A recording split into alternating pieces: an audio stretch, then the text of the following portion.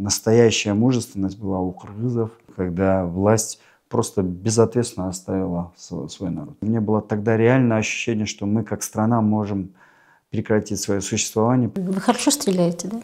Хорошо стрелял. Ну, вы убивали людей, да?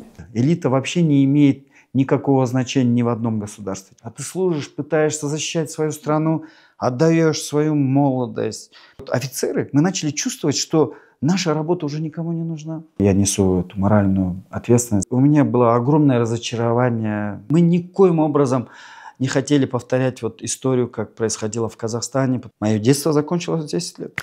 Я уверен, что придет время, когда я буду тоже милым, интересным старикашкой на бульваре Эркиндик.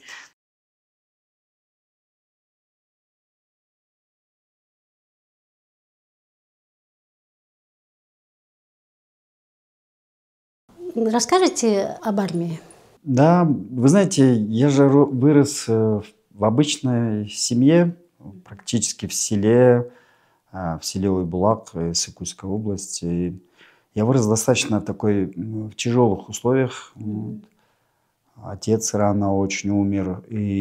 Сколько вам было лет? Мне было 10 лет, когда отца не стало. Вот. Мы росли, у меня есть младший брат, и вся нагрузка была на маму. И мама пыталась выжить в этой жизни, чтобы создать для нас необходимые условия. И я как старший сын понимал уже в 10-12 лет, что мне никогда не будет светить возможность учиться в университете, в институте. Я понимал, что наша семья в тех условиях, материальных условиях, мы просто не вытянем. Да? И я просто, уже будучи ребенком, я понимал, что я должен выбирать такую дорогу, которая могла бы минимизировать нагрузку на маму и на нашу семью.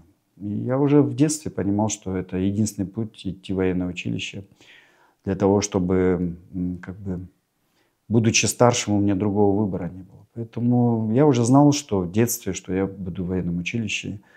И этот выбор может быть даже не очевидный. Имеется в виду, это может быть не мое было желание.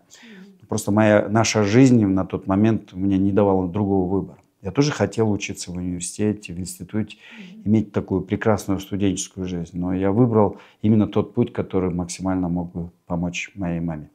Поэтому это было военное училище. Выбор не по своему желанию, но это тоже судьба.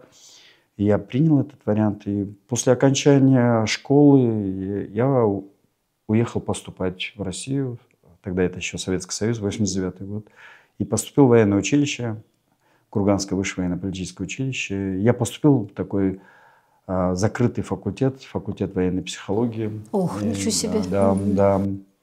И мне, честно говоря, повезло, что я учился у Рассказова, полковника, доктора наук, практически родоначальника советской военной психологии. Вот. Это был такой очень интересный период. А что военная психология изучает? Вы знаете, это был очень интересный период. Это была новая наука, новое интересное направление. Это изучение военных коллективов, изучение личностей, изучение военных в экстремальных условиях.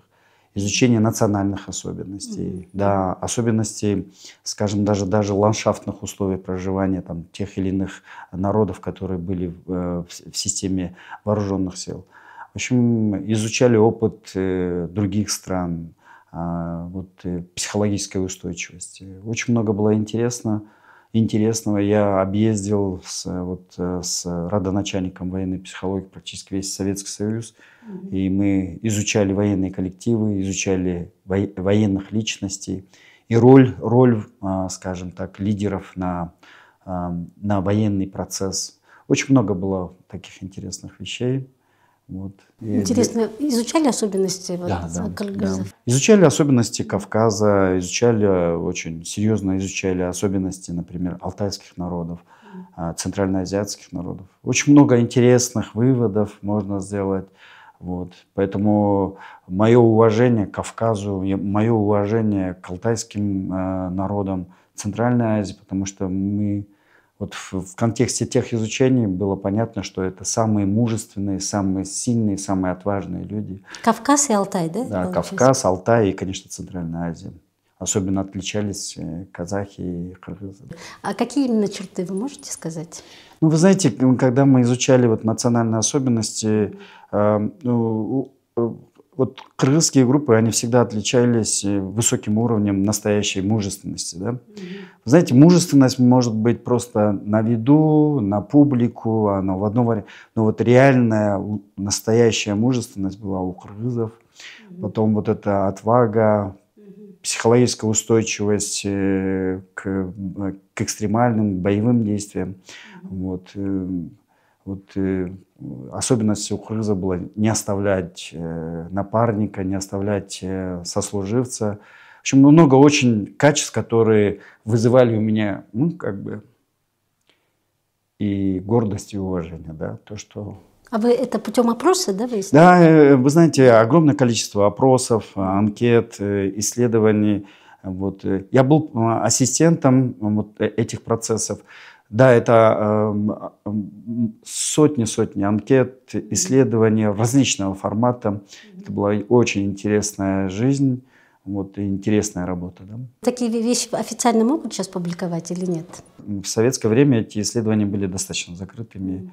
И вот ее можно было изучать в специальных библиотеках, закрытых, секретных, а в общественной системе это было малодоступно. Да? Очень были интересные выводы научные, например, про, скажем, Кавказ, про Дагестан и Чечню. Вот, очень невероятные. Там. И вот все исследования доказывали, что это самые храбрые, самые мужественные, в составе вооруженных сил людей были выходцами из Дагестана, Чечни, Ингушетии. Как интересно. Да, эти вещи очень сильно проявлялись, например, алтайцы, буряты, тувинцы, якуты. Очень такой интересные исследования были в отношении татарских этнических групп, в отношении, например, кыргызов и казахов. Но у кыргызов и казахов всегда идеально сочеталось все. Да? Мы были практически абсолютно идентичны. Вот кыргызы и казахи точно так же относились к экстремальным условиям, к боевым действиям. Вот. Даже такая была некая особенность, что именно в экстремальных условиях, например, качество кыргызских и казахских этнических групп даже усиливалось, да, улучшалось. Да.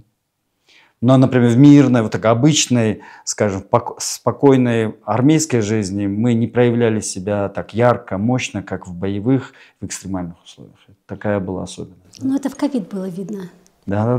Да, когда все общество встало и действовало вот с такой заботой, да, о своих согражданах поразительно, когда государство было парализовано практически. Да, абсолютно, я согласен, что в ковид просто кыргызский народ сам себя вытащил. Не было ни правительства, ни государства. Все, что было связано с 2020-2021 годом, это просто народ сам себя вытащил. И здесь никакой заслуги нет у государства, честно говоря. Народ выжил даже не благодаря, а вопреки тому, что делалось. Полностью согласна. У меня следующее интервью будет как раз вот 5-летию вот этого черного июля посвящено. Эдуард. Поэтому интересно очень. Да. Я очень сотрудничала близко с людьми, которые сделали расчеты по тому, как будет проходить этот ковид у нас. И расчеты были, что если ничего не делать, то будет именно количество погибших такое, которое погибло. То есть государство вообще облажалось по большому счету, да. Ну, это правда, это очень жесткая, объективная оценка. У меня нету никакого уважения к тому периоду, когда власть просто безответственно оставила свой народ. 19-20 года это просто не вызывает никакого уважения. Да.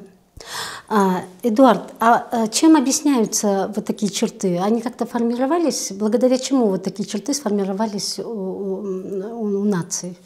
Я считаю, естественно, влияние ландшафта, влияние, скажем, жизнесложения, самого мировоззрения, что это. Мы были кочевниками, достаточно воинственным всегда народом, потому что нам приходилось защищать свою территорию.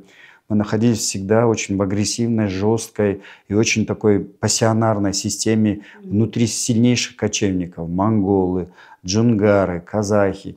Поэтому все очень было непросто. Поэтому это влияние ландшафта, влияние истории, влияние просто быта, жизни, оно очень сильно формировало вот тот характер, который мы сейчас имеем. И я считаю, что кыргызы как народ, ну, один из самых мужественных народов. Потом, видите, это качество горцев, горского народа. Поэтому вот. А мы самая горная страна и ну, с высокой степенью мы самые, что ни на есть горцы в этом мире. Поэтому... И горы оставляют, конечно, свой очень сильный отпечаток на характер. Вот вернемся к тому периоду, когда вы учились. Вот эта ваша учеба, она предполагала, что вы станете кем? Офицером. Мы должны были идти офицерами, мы должны были выпускаться лейтенантами, и мы должны были идти в войска в качестве военных психологов. Вот. И я должен был идти офицером, военным психологом в военно-воздушные силы Советского Союза. Вот. Ну, вот таким образом. А что произошло? Куда вы пошли? Вы знаете, нет, это был один из лучших периодов, потому что я учился очень хорошо, получал повышенную стипендию и помогал маме. Потому что я отправлял всю стипендию маме для того, чтобы облегчить ее жизнь. Вот. Но военная система, видите, почему я выбрал военную систему? Потому что я понимал, что меня накормят, что меня оденут, и мне еще дадут хорошее образование. И у меня будет какая-то новая устойчивые условия жизни. Да? Вот. И я понимал, что я могу создать самого себя в условиях военной системы. Вот. Я не только учился хорошо, но я был же еще спортсменом, я был в спортивной учебной группе. Вот. Я тогда выполнил нормативы кандидата мастера спорта по военным многоборьям. Мне было буквально 17 лет в 1989 году.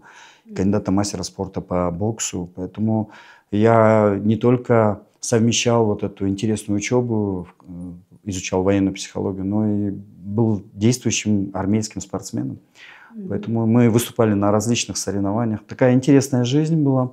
Я доучился до 3-го курса. Это был один из успешных периодов. Я строил планы на то, что буду офицером и продолжу свою службу в системе вооруженных сил. Но в 1991 году наш начальник военного училища, генерал Безбородов, поддержал путч. Он не согласился с политикой Ельцина, и он был настоящим коммунистом, и генерал-майор Безбородов, он поддержал путч, и мы одним из первых указов Ельцина были расформированы. И вот этот указ о деполитизации вооруженных сил, расформирование подобных наших училищ, политических училищ, привело к тому, что мы должны были вынуждены на 3-м курсе искать себе новую возможность, куда идти. Но я благодарен генералу Безбородову. Вы знаете, он знал в лицо лучших своих курсантов. И вот он персонально звонил ректорам гражданских университетов, других вузов. Сделал все возможное, чтобы мы не остались просто на улице. И вот по патронажу моего начальника училища, генерала Безбородова, я перевелся с Курганского высшего военно-политического училища в наш Кыргызский государственный университет на юридический факультет. Вот. И вот, получается, с 3-го курса я уже начал обучаться уже в нашем университете на юридическом факультете. Но на 3-м курсе так получилось, что из-за моих достижений в учебе и в спорте мною заинтересовалась система советской военной контрразведки. И они меня готовили к тому, чтобы после окончания военного училища, чтобы я должен был попасть не в систему военных психологов, а я должен был попасть в систему особых отделов, в систему военной контрразведки Советского Союза. И вообще я должен был после военного училища уехать в новосибирские высшие курсы военной контрразведки. И, честно говоря, были очень серьезные планы. Я был, конечно, одним из самых, скажем так, для меня это было вот распад военного училища, распад Советского Союза привело к тому, что мне пришлось совершенно на новом месте выбирать себе новую жизнь.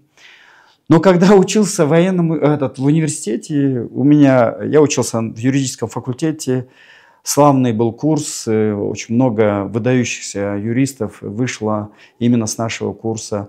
И я когда учился в университете, оказывается, мои документы, которые готовились в систему военной контрразведки, поступили в КГБ, тогда уже КГБ Киргизского Советского Союза, Советской Социалистической Республики, а потом Республика Кыргызстан.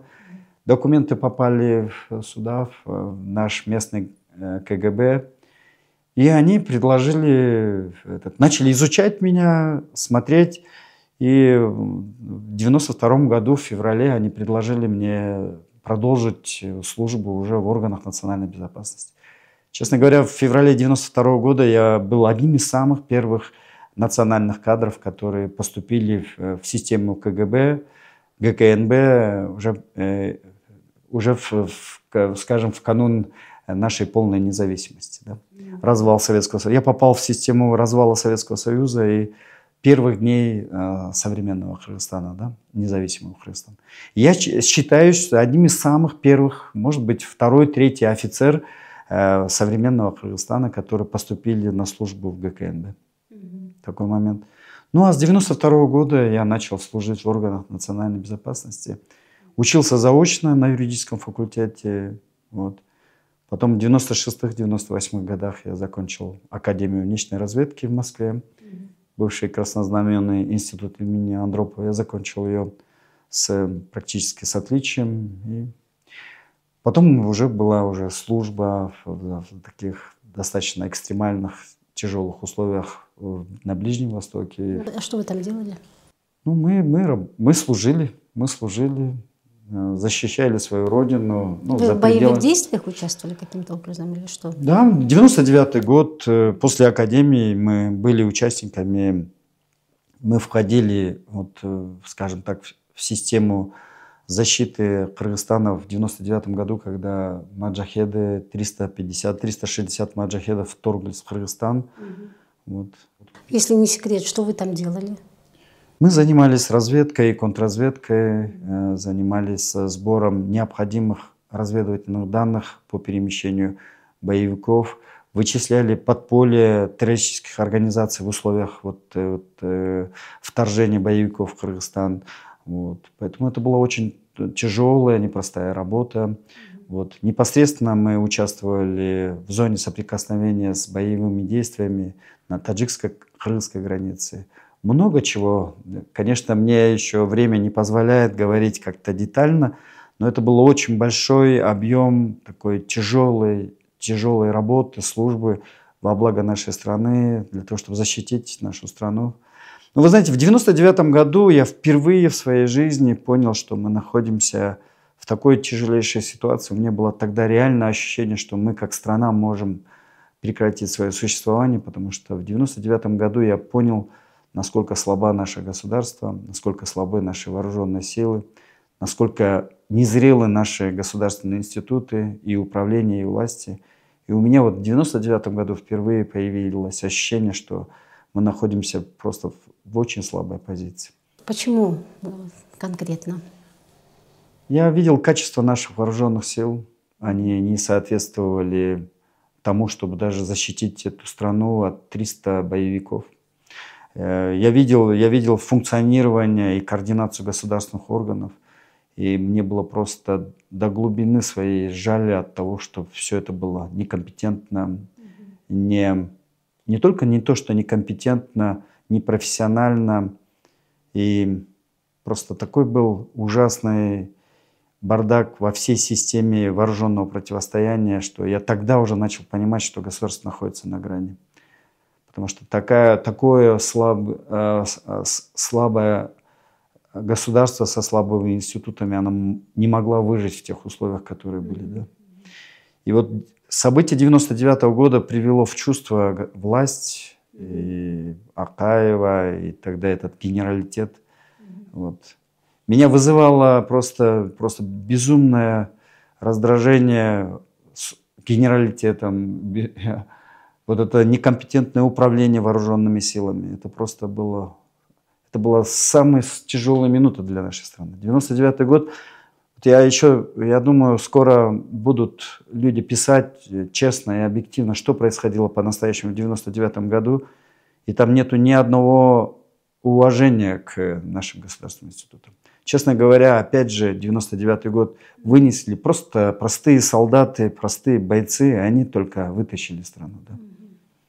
Но ни в коем случае ни генералитет и ни само руководство страны. Просто сам народ сам себя пытался и вытащил себя, как и в ковид практически. Но только так проверяется профессионализм государственных деятелей, только в критических ситуациях.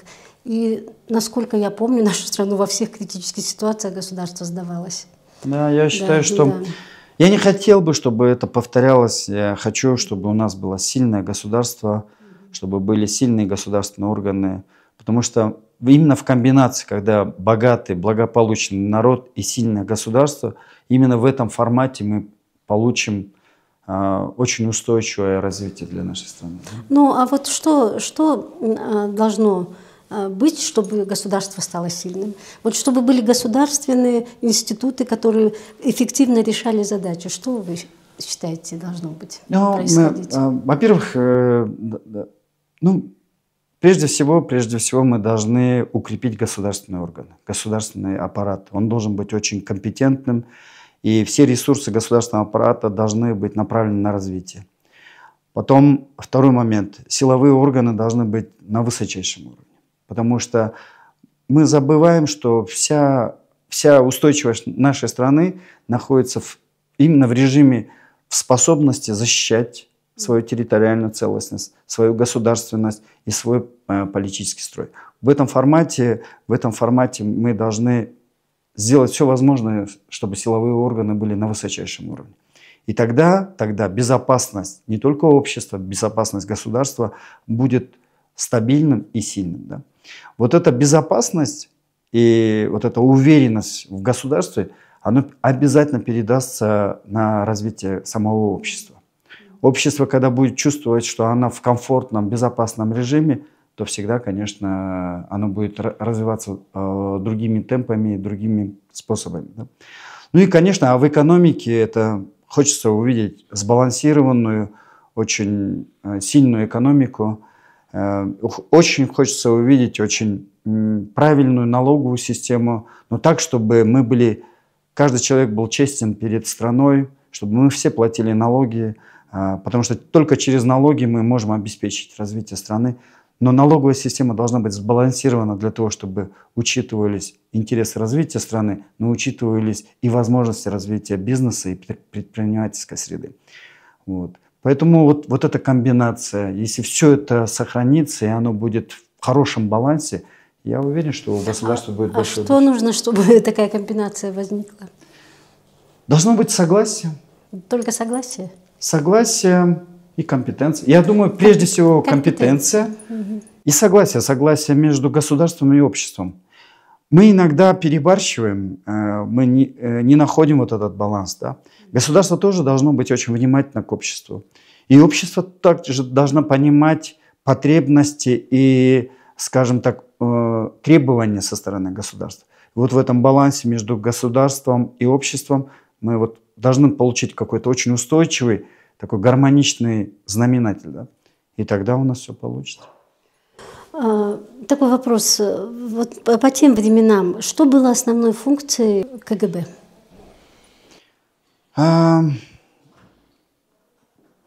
Основной функцией это защита государственности, сохранение вот этой внутренней национальной и внешней национальной безопасности. Эти функции, я думаю, органы национальной безопасности, несмотря на все сложности того времени, пыталась осуществлять. Но я просто помню те времена, что материально-техническая база, условия, система вообще государственной поддержки органов национальной безопасности была на низшем уровне. Да? По большому счету, многую деятельность, большую часть работы люди делали просто из-за своего патриотизма, из-за любви к своей собственной стране, из-за энтузиазма просто, скажем, рядовых офицеров и, скажем, такой, работников и службистов. Да? Поэтому все было непросто, но на тот период я считаю, что органы национальной безопасности худо или бедно, но в какой-то степени выполнила свою задачу. Ну, мы сохранились. Да, мы сохранились, мы сумели защитить территорию, несмотря на то, что несколько месяцев боевики находились внутри нашей территории. У нас были большие потери, но мы смогли, скажем так, различными путями выдавить их с территории Кыргызстана и, скажем так, принести мир в Баткен и в нашу страну. Да? Потому что если бы боевики прорвались бы в Ферганскую долину, я не знаю, какие были бы последствия. Оставалось всего лишь на некоторых участках всего лишь 25 километров, чтобы прорвались маджахеды до Ферганской долины. Поэтому это было безопасно не только Кыргызстана, это был вопрос функционирования всего региона, Узбекистана и Таджикистана. Сложный период был, очень тяжелый период был. Ну, и для меня огромная честь, что я был в рядах рядовых офицеров, которые пытались всеми ресурсами, всеми возможностями защитить страну. Были моменты, когда ваша жизнь подвергалась риску? В 99-м году? Да. Естественно, это были боевые действия. Мы находились на боевом задании, мы находились в экстремальных боевых условиях, в горных условиях. Поэтому мы многократно переходили границу с Таджикистана в Кыргызстан, с Кыргызстана в Таджикистан. Огромное количество было работы в приграничной зоне. Все было сложно. Вы все время сравниваете горы с войной, вот альпинизм с войной. То есть у вас тогда в военных действиях было тоже вот, да, на пределе сил, да, жизнь? Ну да, я знаю. Вы знаете, это же горная местность, это туркестанский хребет, тяжелая местность. И вот, возможно, первые мои альпинистские навыки появились в 99 году, когда я находился на территории вот этих зон боевых действий. Потому что Хаджачхан, Зардалы, Гармская зона Таджикистана, приграничная зона Туркестанского хребета. Все это горы очень тяжелые горные экстремальные условия. Вы знаете, я никогда не сравниваю горы с войной. Ну, по напряжению. По напряжению, возможно, по потере сил, по системе преодоления. Горы, возможно, очень близки к боевым действиям. Но я когда-то где-то сказал, что если мы на великие вершины идем как на войну, мы обязательно проиграем. Я на вершины иду с благодарностью и вот с какой-то с доверием и с любовью. И это правило, честно говоря, работает до сих пор. Поэтому пока еще ни одна гора не отменила, не развернула меня, и она с благодарностью принимает пока. А иду с благодарностью. Но по напряжению горы очень близки к боевым экстремальным условиям. Я так поняла, что у вас вот в экстремальных условиях обостряются все инстинкты, ум, да, и так далее. Ну да, я думаю, это очень объективный процесс, потому что мы в тяжелых условиях собираем все свои внутренние ресурсы, мобилизуемся, и для того, чтобы решить ту или иную задачу, это абсолютно объективный процесс человеческий, он психологический и внутренний. Вот. Очень важно в этом процессе не переоценить себя, да? Или недооценить объективную ситуацию и не переоценить себя, потому что переоценка событий и недооценка или переоценка себя и недооценка событий всегда приводит к катастрофе. Случалось у вас такое? В горах вот этот баланс объективной оценки горы как стихии и оценки своих внутренних возможностей все-таки находится у меня в балансе. И вроде я сейчас на данный момент не сделал большой или грубой ошибки для того, чтобы оказаться в какой-то очень трудной ситуации. А на войне? На войне были моменты, когда... На войне, видите, в боевых действиях события меняются просто с такой геометрической прогрессией. И иногда не хватает просто ресурсов для того, чтобы правильно оценить ту или иную ситуацию. В боевых действиях случались эти моменты. И вот эта возможность потерять друга, сослуживца, получить ранение или какие-то увечья, они всегда были очень близки. Но Всевышний даровал мне такую возможность, что даже в боевых действиях я практически без физических потерь выходил из этой ситуации. Вы хорошо стреляете, да? Хорошо стрелял. Хорошо стрелял всегда. Вот, скажем так, военные, боевые навыки у меня были всегда на хорошем уровне. Ну, вы убивали людей, да? На войне? Нет, я не могу это точно сказать, убивал, не убивал. Но я участвовал в перестрелках, в боевых действиях, в таких локальных моментах. Только Всевышний знает, куда доходила та пуля, которую я выпускал. Поэтому не могу сказать очень четко и ясно, что я убивал. Да? Но я принимал участие в перестрелках и боевых действиях, это факт. А почему вы ушли С органов. из органов? Вы знаете, 2004 год, ты все время служишь где-то за пределами Кыргызстана, находишься все время в экстремальных условиях. Я говорю про Афганистан. И длинные вот эти оперативные командировки, сложные задачи. И все время находишься в таких экстремальных боевых условиях. В очень непростой стране. Афганистан — это абсолютно непростая страна во всех отношениях. Несмотря на то, что я очень хорошо знал историю, культуру, я до сих пор влюблен в Афганистан, я очень хорошо знаю Афганистан. Вот. И мне очень близки, афганский народ мне очень близок в моем внутреннем понимании. Почему? Ну, потому что я очень хорошо знаю быт, жизнь и внутреннюю конструкцию афганского общества. Поэтому мне было не трудно, не сложно жить в Афганистане. Честно говоря, когда долгое время находишься в Афганистане, у меня уже происходила афганизация моего внутреннего мира. Я понимал, что если еще чуть-чуть, я просто захочу принять вот эту афганскую жизнь. Может быть, я даже захотел бы принять возможность жить в Афганистане постоянно. Потому что вот это твои знания и твое восприятие вот этого афганского мира, оно потом становится твоей частью жизни. Да? А что вас так поманило? Ну, во-первых, мы служили, это был не наш выбор, это нужно было стране, нужно было международная антитеррористическая коалиция, поэтому мы в Афганистане служили именно в антитеррористических целях. Да? И это был не наш выбор, нас просто поставили на службу. Это я поняла. Да. А почему вам захотелось остаться там? Ну, потому что, вы знаете... Что именно конкретно вам? Ну, вы знаете, для того, чтобы знать страну, мир, в котором ты будешь служить, мы очень внимательно изучали, да? А я изучал ее настолько с упоением, с удовольствием, что в какой-то момент это стало моей частью жизни. Я чувствовал себя очень комфортно в Афганистане. Афганский быт для меня был абсолютно приемлемым.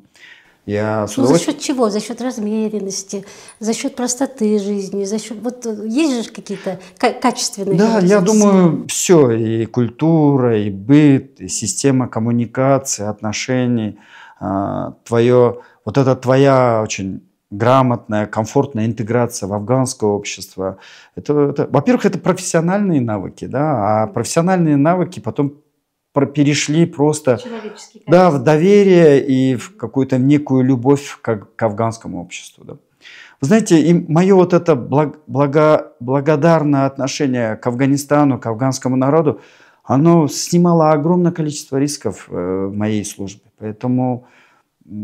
как оно снимало? Это чувствовали люди, да? Это чувствовали люди, ко мне не проявляли агрессии, мы были очень комфортно интегрированы в афганскую среду. Поэтому... Ну, вы похожи. Мы похожи на хазарейцев. Вы знаете, в свое время, в XII веке, в XIII веке корпуса Чингисхана не находились в Афганистане.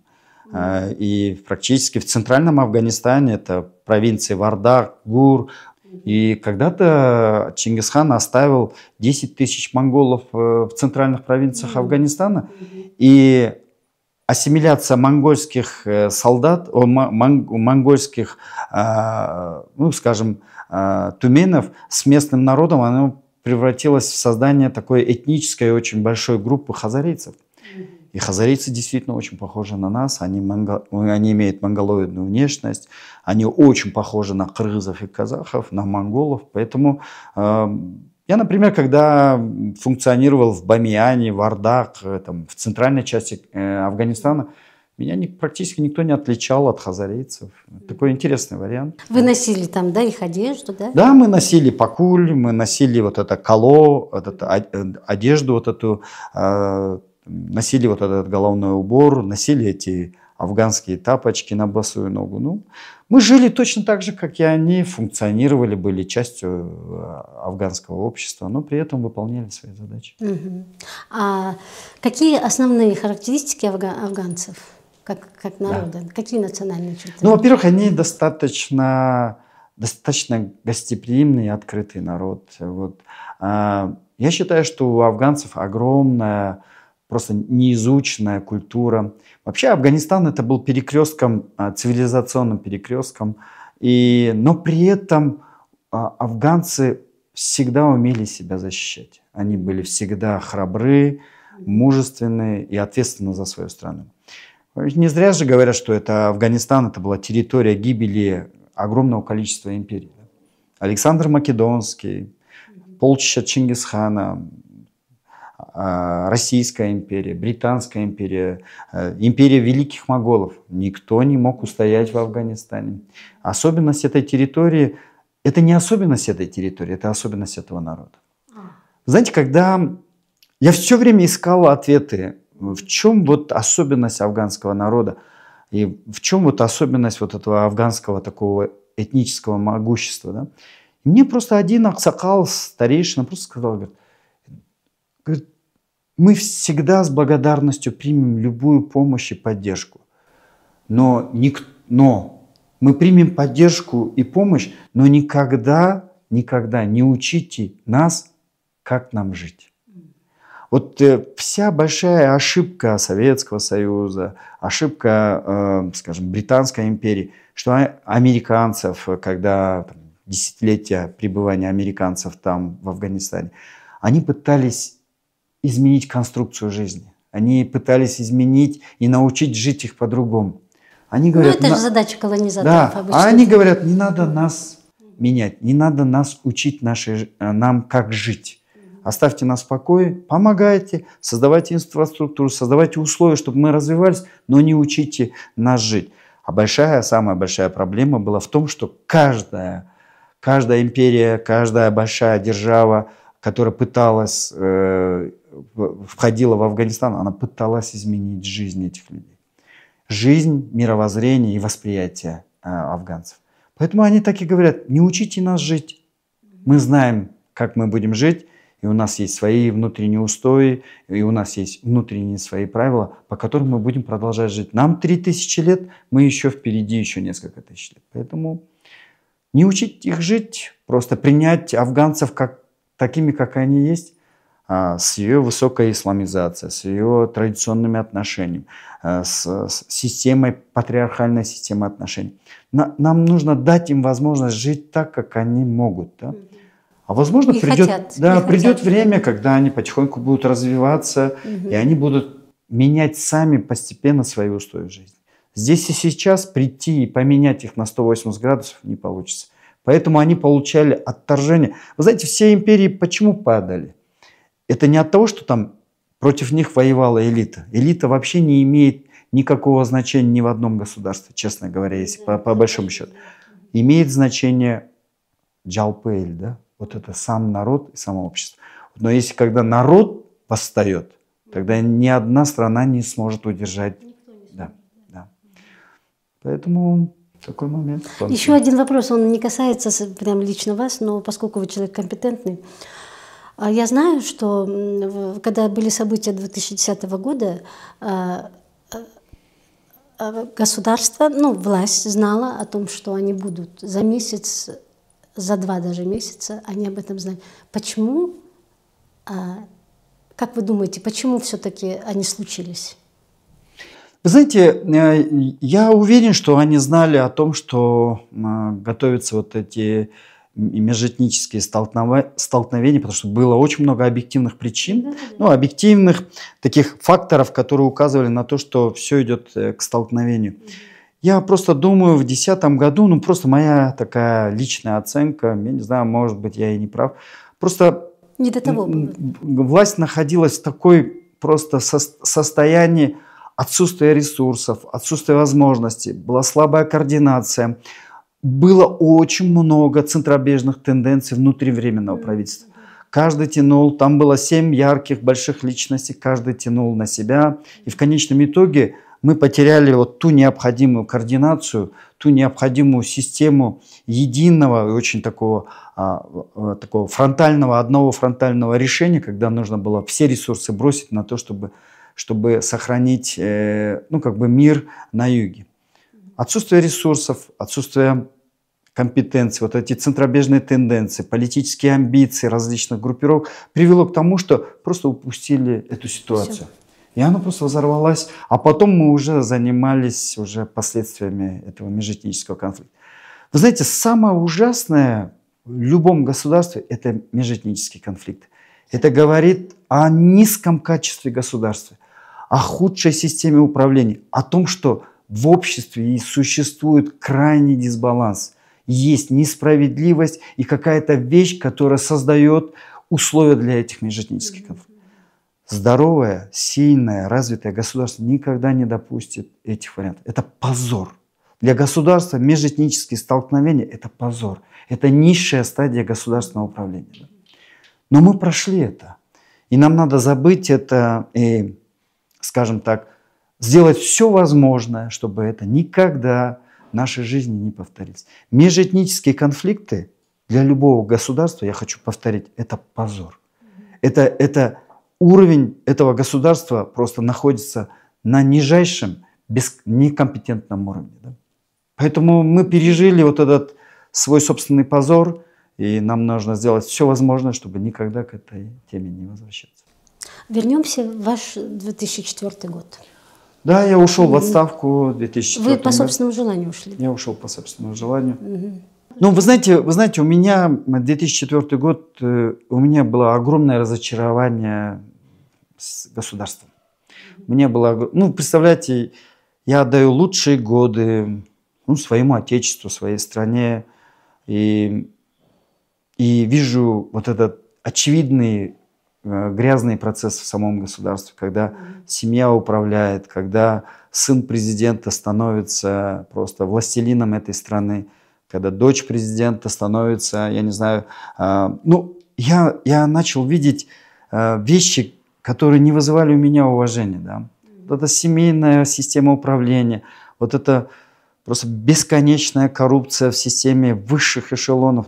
А ты служишь, пытаешься защищать свою страну, отдаешь свою молодость, отдаешь свою компетенцию. И в какой-то момент мы начали, офицеры, мы начали чувствовать, что наша работа уже никому не нужна.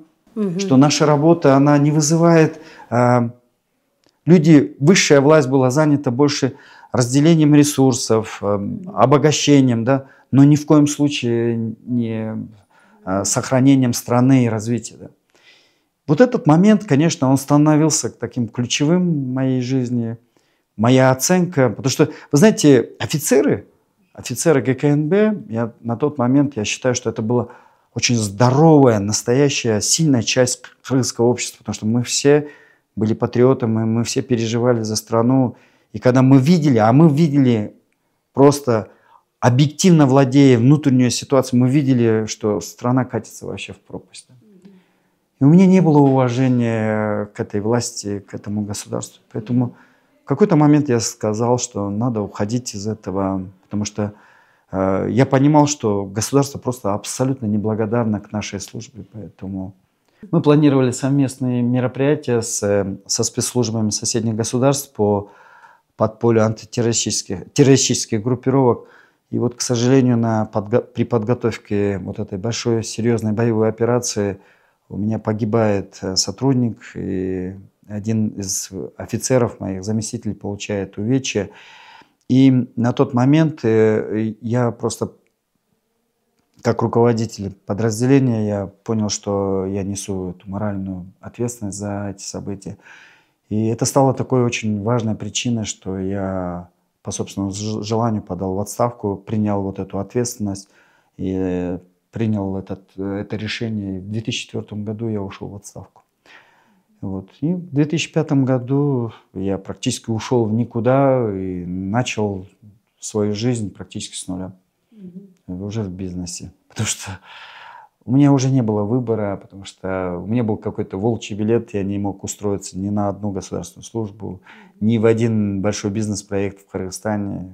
Поэтому я ушел работать уже в другую страну, где посчитали мои компетенции важными, интересными. Поэтому я не в своей собственной стране, по большому счету, начал бизнес. А в какой стране? Я работал в России, потом какой-то большой проект делал в Таджикистане, в Азербайджане, в Казахстане. Ну, вот. Что за бизнес? Это бизнес был связан с горнодобывающей отраслью. Вот. Поэтому такой момент интересный. Я работал на инвестиционном холдинге «Базовый элемент», «Русский алюминий». Потом была работа в системе «Казахалтын». Ну, вы довольны тем, как сложилась ваша жизнь после армии, да? Ну, вы знаете, вот сейчас мне 53 года, я все равно оборачиваюсь назад, там, когда сам себе задаю объективно один вопрос. Все-таки в чем было мое призвание, я все равно отвечаю, что мое призвание было именно служба в системе разведки. Именно там, я считаю, что мои лучшие качества, именно там я проявлял свои лучшие компетенции, лучшие ресурсы, лучшие возможности. И эта служба приносила мне огромное удовольствие. И я видел в этом свое такое значение для собственной страны. Потому что это благородная функция служить собственной стране, защищать ее безопасность. И на каком бы сложном участке это ни было, я считаю, что именно служба в системе разведки, в системе национальной безопасности, я считаю, что это было моим призванием. А бизнес пришел не по своему желанию практически. Я в этот бизнес пришел, по большому счету, из-за отсутствия других ресурсов и возможностей. Но в бизнесе вот именно мои компетенции в органах национальной безопасности, вот эта работа с большим массивом информационных материалов, с правильной оценкой событий, принятие таких единственно правильных решений, потом работа с человеческим капиталом, человеческим ресурсом. Вот этот опыт, который я получил в академии, опыт в таких очень сложных условиях службы в органах национальной безопасности, они создали и в бизнесе очень такую важную компетенцию. Я считаю, что если бы не вот эти навыки, и не вот этот опыт, и не вот эти знания, которые я получил в системе безопасности, я бы не добился бы больших успехов и в бизнесе, потому что вот меня всегда в большом бизнесе ценили за высокий уровень исполнительской дисциплины, за компетенцию, за строгость, за умение выполнять сложные задачи. Поэтому именно эти качества потом пригодились в большом бизнесе. А вы сейчас занимаетесь бизнесом или Нет, только? нет. Вы знаете, я сейчас проживаю третий этап своей жизни. Первый этап, большой этап был это вот служба в системе, военная служба, система в органах национальной безопасности. Второй этап был это, скажем, международный большой бизнес. А с 2019 года я не участвую ни в больших бизнес-проектах. Вот сейчас я проживаю третий этап, этап просто большой общественной жизни, спортивной деятельности и как бы свою спортивную жизнь. Вот. Я сейчас испытываю некое спокойствие. И я вот ощущаю, что сейчас мое предназначение именно вот в этом, в поддержке и развитии Кыргызской Федерации альпинизма, создание какой-то собственной спортивной истории. Сейчас вот мой этап вызывает у меня очень много уважения и внутренней ценности. Поэтому... Вам хорошо, да? Мне хорошо. Я считаю, что я на своем месте, поддерживаю и развиваю очень важный спорт, альпинизм. И делая вот интересные большие проекты в Гималаях, в Тибете, в Каракарум, да по всему миру, в альпинистском мире, я создаю вот такую некую узнаваемость нашей страны. И это тоже мой небольшой вклад в систему там, туризма и узнаваемости. Да. Поразительно. Вот в 53 года это расцвет, ну и компетенции, да, и профессионализма. Меня удивляет, что никому вот не нужны люди, допустим, компетентные вот, в разведке. Это как-то странно просто. Нет, вы знаете, нет, я должен объективно сказать, я многократно приглашался обратно. Приглашали вас все-таки, да? Мне предлагали многократно, на каждом этапе предлагали. Это не вот эти там, 3 года, это было и 5, и 6 лет назад. Было большое количество раз приглашения, чтобы я вернулся в органы национальной безопасности, чтобы я вернулся там, в систему там, государственного аппарата, приглашали в систему правительственных органов. Но каждый раз я анализировал, смотрел и принимал вот как-то свое собственное решение и оставался в том режиме, который я для себя определил. Вы знаете, для меня, как для человека, очень сейчас важно иметь... Вы знаете, я владею своим временем. Я хозяин своему времени, своей жизни. Да? Мне это сейчас доставляет огромное удовольствие, потому что я управляю своей жизнью, управляю своим процессом. Вот. Поэтому мне это очень сейчас важно, быть свободным и контролировать свою собственную жизнь. Да? Я понимаю, что в государственных органах, в парламенте, в правительстве я буду подчинен очень жесткой системе. Это, возможно, чуть-чуть, скажем так, несправедливо по отношению к Кыргызстану, несправедливо по отношению к нашему государству. Но у меня всегда есть один ответ. Я свои лучшие годы, лучшее время, которое у меня было в моей жизни, я сполна отдал стране. Это с 1989 года по 2005 год я отдал военной службе и благородной идее защищать свою родину. Сполна. Я пришел в эту военную систему курсантом, ушел боевым подполковником в отставку. Вот я считаю, что я перед государством, перед страной, перед кыргызским обществом, перед своим народом я выполнил свою вот эту миссию и ответственность. Сейчас я, может быть, опосредованно продолжаю служить своему народу, но в другом качестве, в другой форме. Вот. Да, конечно, я еще не совсем старый, я могу еще очень... Ну, в 53 года о старости вообще не надо я говорить, могу очень еще серьезно послужить и могу быть полезным для собственной страны. Но здесь и сейчас я понимаю, что я могу приносить пользу вот... И таким образом. И таким образом. Ну, знаете, некоторые люди даже одну жизнь не проживают, а вы уже 3-ю, а там еще и 4-я же будет. Альпинизм что же закончится когда-то? Да, я для себя определил, что в 57 лет я буду способен, если Всевышний мне даст возможность дожить, я постараюсь к 57 годам закрыть все международные альпинистские программы. Это Seven Summits, я ее уже закрываю. Снежный барс, я тоже ее практически. И остается впереди самая тяжелая программа, это 14 восьмитысячников, как называют ее, 14 Peaks. Если я закрою эту программу, всего лишь 9 альпинистов в мире за всю историю закрыло эти 3 международные программы. Я хочу, чтобы имя кыргызского гражданина было в числе вот этих 10 легендарных альпинистов мира. Наша первая женщина Кыргызстана. Это историческое событие. Да. Все наше альпинистское сообщество было объединено под эту идею, чтобы первая кыргызская женщина взошла на Эверест. И это стало такой настоящей историей вдохновения. Да? Не только для кыргызских женщин, но для нашей молодежи, для кыргызского общества, для всех нас. Потому что это, в спортивном плане это величайшее событие. Ну, да? Конечно, да. Да.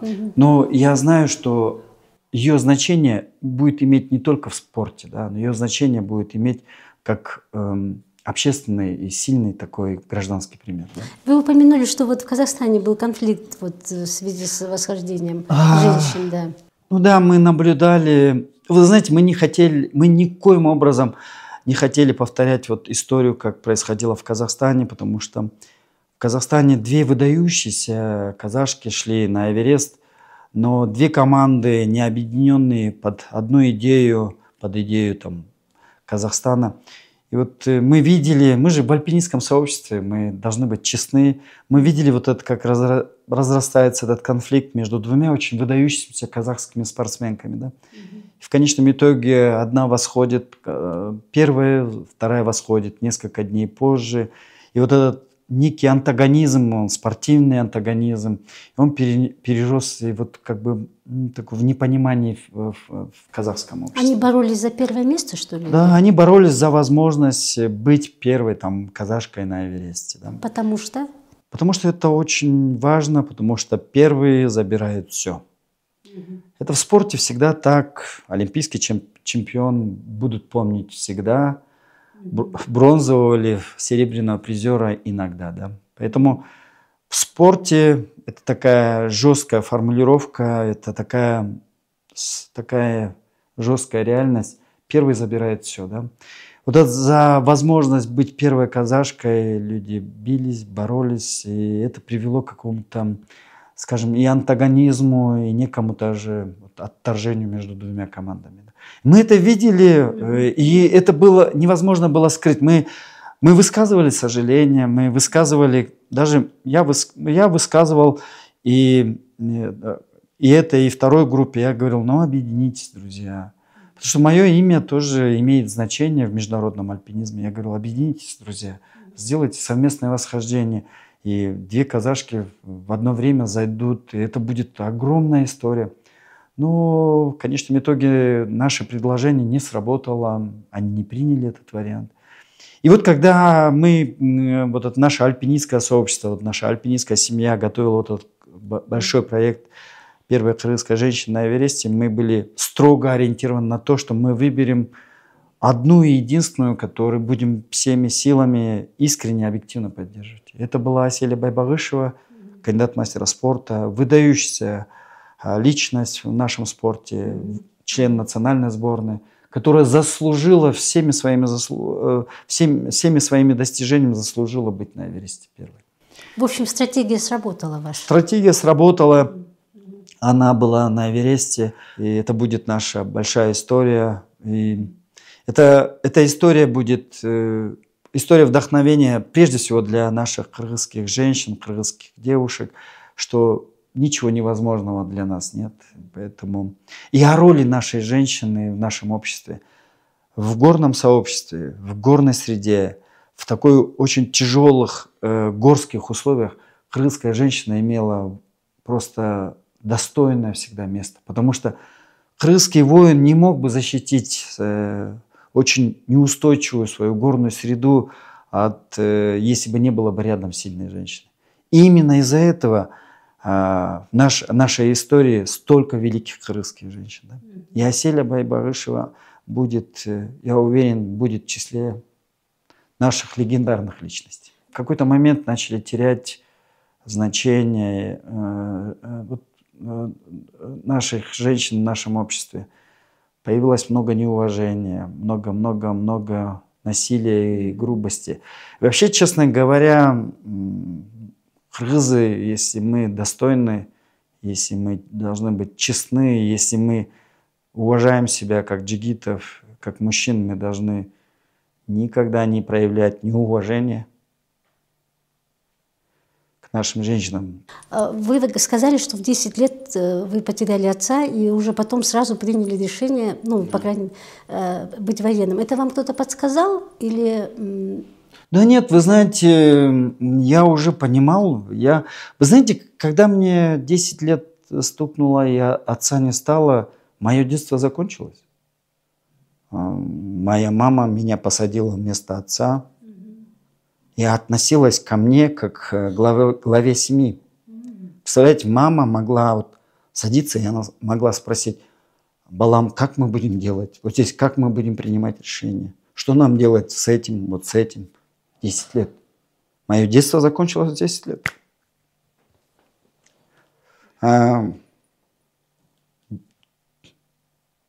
10 лет мама мне делегировала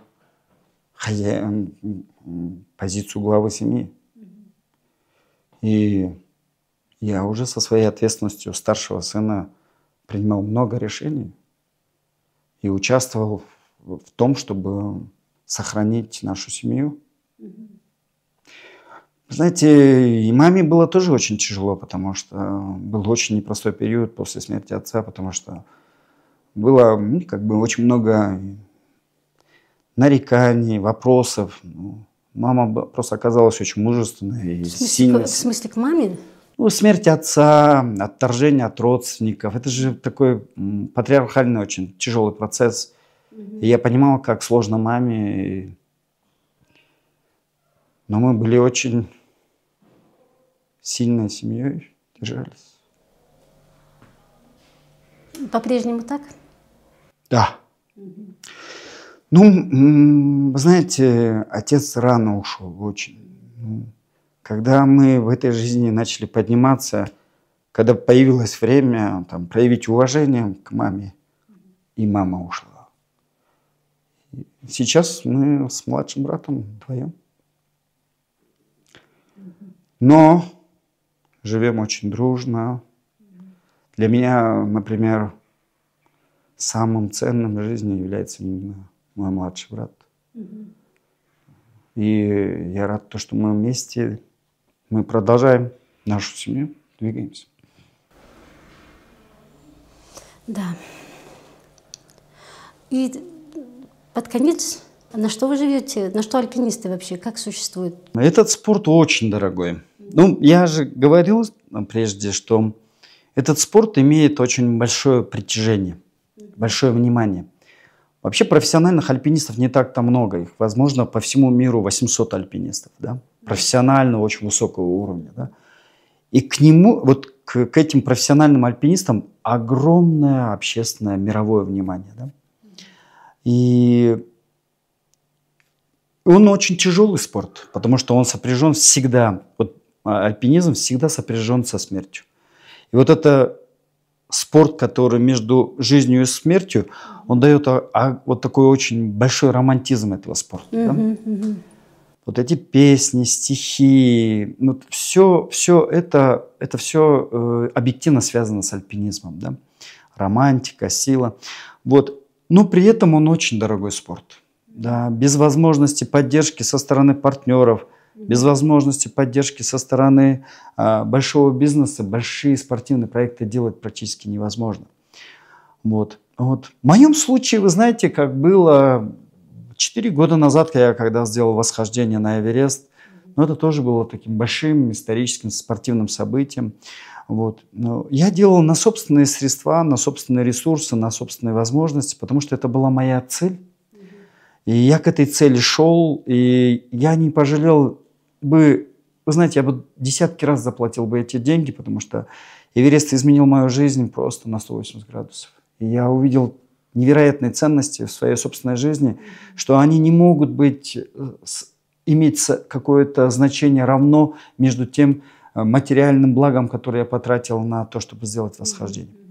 Но этот Эверест вытолкнул меня в такую публичность.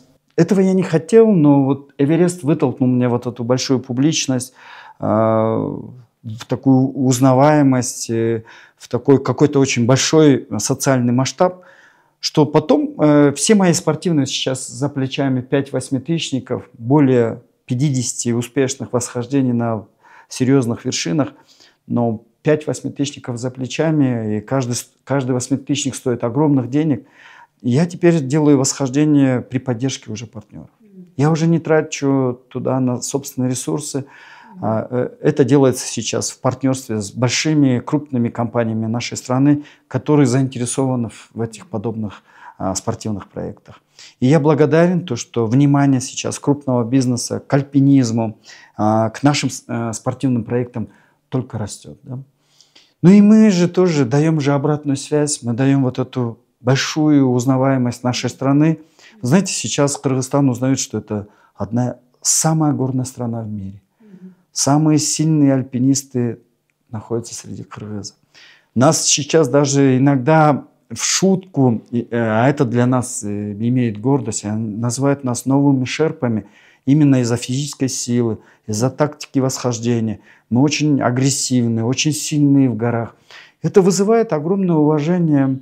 И вот это слово всегда, что мы очень сильные, очень упертые, с большим сильным характером, все время это как описание кыргызских альпинистов. Я горжусь этим. И после моего восхождения на Эверест, посмотрите, сейчас Аселя 5-й человек, который появилась на Эвересте. Сколько восьмитысячников сейчас делает наша молодежь.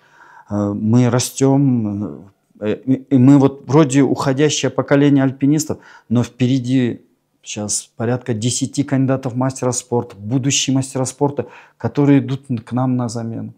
И я уверен, вот эта волна узнаваемости кыргызского альпинизма, она будет только расти, потому что мы действительно создаем вот эту какую-то в Гималаях, в Тибете, в Каракоруме вот эту какую-то добавленную стоимость к определению кыргыза, да? К определению кыргызстанца. Они видят, смотрят на нас, и они думают, ну, боже мой, если ребята такие, а что такое Кыргызстан, да? И вот сейчас огромное количество наших друзей-альпинистов, после того, как мы знакомимся в горах, они видят, как мы делаем восхождение, они приезжают к нам на пик Ленина, на Джелайдар, на Хан-Тенгри, на Дженгис-Чокусу. И сейчас волна, подъем, интерес мирового альпинизма к нашим горам просто растет. Мы даже наблюдали, что количество альпинизма за вот эти 3 года, уровень посещения, оно выросло почти на 60%. Это среди альпинистов. А я не говорю про горных трекеров, горный туризм. Я считаю, что это там просто многократно.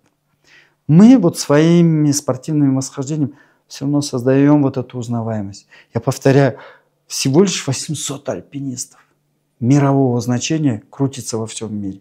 И среди них есть сильные кыргызские ребята. И потом, вы знаете, из 800 крутейших альпинистов всего лишь 25 альпинистов, которые делают восхождение на восьмитысячники без кислорода. И среди них есть кыргызы. Это же должно вызывать уважение. Да, даже по себе могу сказать, что до нашего интервью у меня было такое чувство, думаю, ну а зачем рисковать жизнью? А потом я размышляла после нашей первой встречи и подумала, а многие люди проживают впустую, тратят. А не в этом ли, в общем-то, смысл знать границы свои и понимать, чего ты можешь добиться? То жизнь без вот этой ключевой цели, наша жизнь от этого не становится. Вот просто я иногда говорю, что вот эта комфортная, благополучная жизнь в таком, оно это все равно в моем определении это все-таки больше существование. Моя сильная жизнь, жизнь, которая имеет добавленную стоимость, она проходит в горах. Вы знаете, мне уже кто-то многократно сказал, говорит, ну у вас за плечами уже столько больших вершин, мало кто, возможно, уже достигнет этого, то, что вы сделали. Вот. Не пора ли просто наслаждаться и упиваться вот этим вниманием кыргызского общества? Но я хочу вот отдать, вот, скажем, дань уважения вниманию кыргызского народа. И все свои восхождения я посвящаю нашей стране, нашему народу. Все время мечтаю о настоящей независимости, когда мы будем очень сильной, независимой страной, с таким своим очень упертым собственным характером, когда мы не будем плыть по одному течению и находиться, искать вот этот вечный баланс в этой системе. Я хочу, чтобы мы были по-настоящему независимыми, сильными. И я вижу этот путь. Я вижу, что страна к этому идет, и мне хочется, а у меня есть гордость за страной, мне хочется продолжать гордиться собственной страной и достижениями собственной страны.